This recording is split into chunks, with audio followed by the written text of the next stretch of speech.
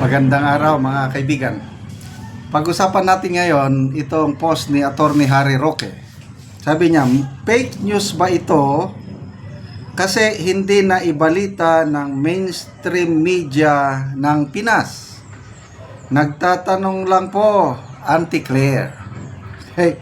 So, isinight ni Attorney Harry Roque ang balita ng The Korea Times, posted 5 hours ago. So, basahin ko itong post ng Korea Times.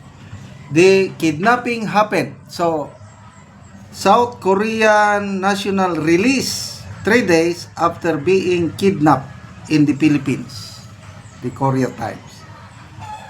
So, sinerch ko sa Korean Times, totoo nga, balitado sa Korea ang bagay na ito, na nakakapagtaka dito sa Pilipinas, walang lumabas na balita. Kung hindi dahil dito sa post ni Attorney Roque, hindi ko ito nalaman. So ito, Korean Times. Korean Times. South Korean national released 3 days after being kidnapped in the Philippines. Published May 5, kahapon. South Korean national was safely released Monday, kahapon, 3 days after being kidnapped in the Philippines, according to the Foreign Ministry of South Korea. The kidnapping happened early Friday,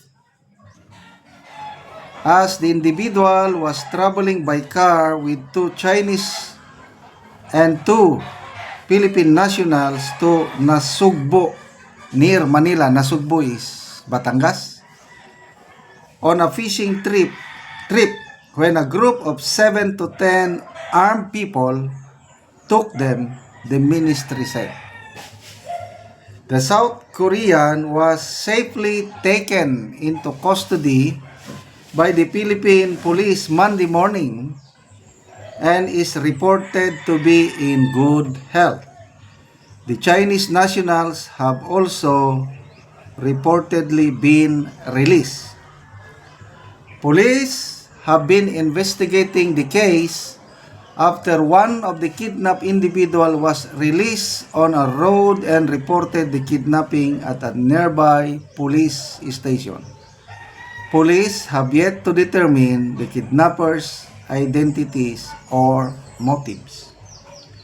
A ministry official said the South Korean embassy in the Philippines had worked with local law enforcement for a swift release of the national and provided consular assistance to family members. Okay. So, very clear, merong nangyaring kidnapping noong Friday at na-release noong Monday. Isang South Korean national, 2 Chinese national, and 2 Filipinos. So, ang tanong, bakit hindi ito na-report sa mainstream media? Ako, halos oras-oras, tinitignan ko ang post ng mga mainstream media. I did not come across of this kidnapping. Mabuti na lang at napansin ni Attorney Roque at yun nagtatanong siya, sabi niya, fake news ba ito kasi hindi na ibalita ng mainstream media ng Pilipinas? Nagtatanong lang po, Auntie Claire. So, kung tanungin natin si Auntie Claire tungkol nito, ano kaya ang isasagot niya? Fake news? So, kung fake news, edi patawag nila sa Kongreso ang South Korean Foreign Ministry kung fake news. Kasi wala talagang balita sa Pinas tungkol nito. Ano kayang dahilan? So, malaman natin bukas makalawa kung totoo ba ito na nangyari. Okay. Granting na totoo, ano ang motibo ng kidnappers? Ulitin ko, granting lang. I-assume lang natin na totoo. Kasi pwede ring fake news nga ang South Korean Foreign Ministry. Sila man lang ang nagsabi niyan. Kaya sana ang palasyo magsalita, Auntie Claire magsalita kung totoo ba ito o hindi. Ang PNP magsalita kung totoo ba ito o hindi. Kung totoo, bakit hindi nila ibinalita? So, granting na totoo, ano ang motibo? Bakit ni-release? Ano sa tingin nyo? Meron bang ransom? Kung mag-kidnap ka, kung kayo yung mga-kidnappers, ano ang purpose mo? Bakit ka mag-kidnap ng mga dayuhan?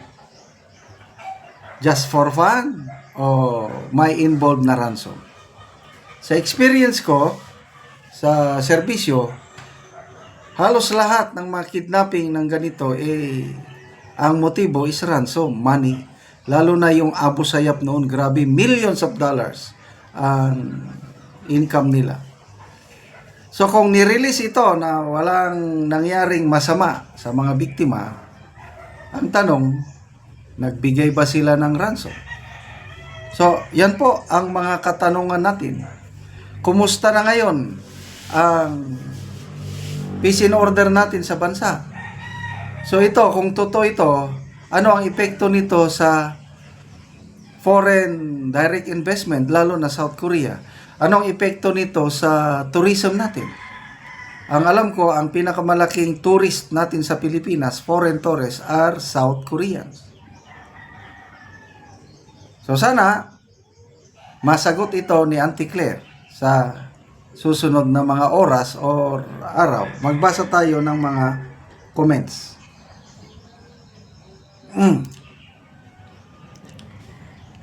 Jenny Nakano, lahat sa atin, mga media, nabayaran yata well. Hindi natin sila masisi, pera-pera na daw ngayon ang Pinas. Pero kawawa naman ang kaban ng bayan. Okay. Mark Tan, siyempre hindi babalita ng mainstream media yan, gaya nung plunder investigation sa mga Marcos sa Hong Kong. Puro bayad na ang mainstream media at PNP hierarchy. Pag-ari pa ni Tambaluslos ang Abias CBN. Then, Princess Neri, attorney, asa ka pa sa mainstream media, hawak ng gobyerno. Mga yan kasi busog sila sa panahon ni Ngagba. Bribe na mo Kimpan. Isipin mo na lang, pinagbabaril ang sasakyan ng isang kandidato, hinuli nila ang driver ng kandidato dahil may tama ng bala daw ang sasakyan ng namaril. Lota Trinidad, hindi nakita ni Auntie Claire kanina paglabas niya, so fake news yan. Yan na. Aji Martinez, the poor admin is waving at the trust rating issue. Mike Pagirigan, safe daw sa panahon nila, attorney. Sobrang safe daw, kaya wala nang masyadong nababalitaan na krimen. Okay? So, salamat mga kaibigan sa inyong pagsubaybay sa ating channel. Nakakatulong kayo ng malaki sa tribong Talandig ng Bukidnon dahil ang sweldo natin sa channel na ito ay tinutulong sa tribo. Namimigay tayo ng mga libreng yero at pako para ma-repair ang sira-sirang bahay ng tribong Talandig. Panoorin nyo ang video na ito. Muna ni ang natabangan na mugyero, muna ang una niyang balay, ug karon ako silang bisitaon. Ayo! Mayong udto! Nagunsa man mo diya? Tindog. Patulog mo bata? Patulog. Oo. So muna ni ang karaan ninyo nga balay. Muna. Ang natag sa inyo nga yero, nagapatukod na mo. Patugod namin. So karon natong bisitaon. Karon mo na ni ang gipatukod ni kuya nga balay sa nahatag sa iya nga yero. Nindot namang day kayo yung ato po. Nakapatindog na magbagong balay. Karon kuya ate unsa inyong istorya bahin sa nahatag sa inyo nga sen lansang pako plensin og karon nakapatukod na mo og balay og nindot na karon ang inyong atop. Unsa inyong maistorya? Unsa inyong maistorya? Salamat sa Ginoo sa nagtan-aw sa video. Ug salamat og sa Ginoo nga tagan mi og sen so nakapatukod gyud mi di na gid ni ulanan. Dili makatukod kun dili sa kalisod kung wala mi natagaan og sin nga kuan nga na inabang Tungod sa mga hindi gyud mi makabalay o wala ang ayuda. Salamat gyud sa Ginoo nga natagan yung sin. Bensin. gusto ko na mo nga magpadayon ni ang kuan kaning inabang so di na gid mi kuan ani og makabalay na di na mi ulan na. So, salamat dako gid ni mapagpasalamat sa Ginoo. Sige, salamat kayo ate kuya. Oo. Muna ni ang ilang balay, suda ko ang ilang pagpasalamat sa Ginoo ug sa nagatanaw sa video.